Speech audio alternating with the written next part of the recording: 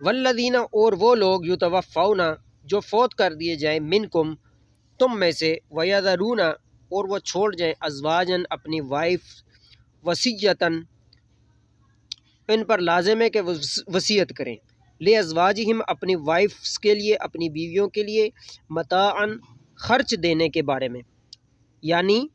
میں اگر مر جاؤں تو میری وائف کو نکالنا نہ بلکہ کیا کرنا، ان کو خرچہ دیتے رہنا، متاعن خرچ دینے کی بارے میں الی الحول 1 سال تک، غیر اخراجن گھر سے نکالے بغیر 1 سال تک اس کو خرچ دیتے رہنا۔ یہ آپ اپنے پاس وصیت رکھ کے تو کیونکہ کیا پتہ کس ٹائم آپ کو موت آ جائے، تو وصیت ہر وقت رکھو اپنے پاس۔ فَإِنْ خَرَجْنَا پھر اگر وہ خود نکل جائیں، وہ بیویاں ہسبینڈ کے فوت ہونے کے بعد خود نکل جاتی ہیں ادھر گزار کے، فَلَا جُنَاحَ عَلَيْكُمْ تو کوئی گناہ نہیں ہے ان پر، تم پر، علیکم تم پر، فی ما فعلنا اس میں جو وہ کریں، فی انفسہن اپنے حق میں، من معروف دستور کے موافق، یعنی دوسرا نکاح اگر کرنا چاہیں تو کوئی گناہ والی بات نہیں ہے۔ یہ تم نے گالی بنا کے رکھ دی ہے اس کو، دیکھو جی خامند کے فوت ہونے کی دیر تھی جا کے نکاح کر لیا اس نے عدت گزار کے، تو کیا کرے، جوانی تباہ کر لے، پبلک پراپرٹی بن جائے، کیا کرے، اسلامک نکاح کیوں نہیں کرنے دے رہے اس کو، کر رہی ہے تو تمہیں کیا بچھو لڑ رہے ہیں، شرم کیا کرو تھوڑی سی، تم بولی بالی بیچاری خواتین پر تم کہتے ہو کہ ہماری بیٹھ کے تو بس نوکرانی بنی رہے، ایسی بات تو نہیں ہے، اس کی خواہشات ہیں، ٹھیک ہے، اس کی اپنی لائف ہے، اس کو اپنی لائف جینے کا حق ہے، تمہیں کوئی حق نہیں ہے اس کو روک کے زبردستی رکھو۔ 1 سال تک اس کی خرچہ اٹھاؤ،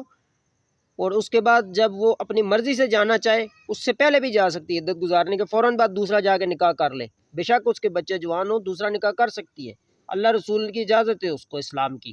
لوگ جو مرضی کہیں ہے جی، لوگوں کی نہیں دیکھنی چاہیے، اللہ کی بات کو دیکھنا چاہیے۔ اچھا، واللہ اور اللہ تعالی عزیز بڑا غالب ہے، حکیم خوب جاننے والا ہے، اللہ کو پتہ ہے کیا ہوتا ہے کیا نہیں ہوتا، سارا پتہ ہے اللہ کو، ٹھیک ہے، تم زیادہ بڑے نہ بنو، ان عورتوں کو نکاح کرنے دو خامدوں کے فوت ہونے کے بعد۔ وَلِلْمُطَلَّقَاتِ اور واسطے مطلقہ عورتوں کے، یعنی جن عورتوں کو طلاق ہو جائے ان کے لیے، متاع بالمعروف ان کے لیے بھی کیا ہے، فائدہ ہے، دستور کے مطابق ان کو فائدہ دینا چاہیے،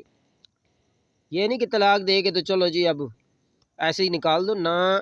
حقاً فرض ہے، حق ہے، علی المتقین اللہ سے ڈرنے والوں پر، کہ ان عورتوں کو